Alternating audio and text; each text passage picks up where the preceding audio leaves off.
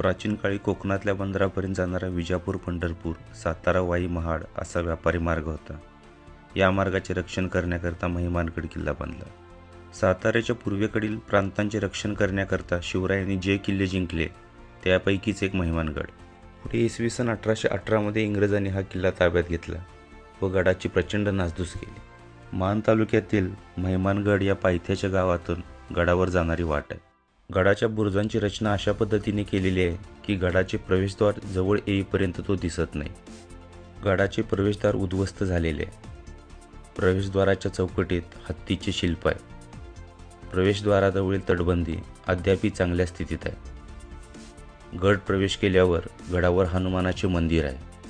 येथून संपूर्ण गडाचा पसारा दिसतो. मंदिरापासून पुढे गेल्यावर तलाव लागतो. याच्या बाजूला वाड्याचे अवशेष दिसतात.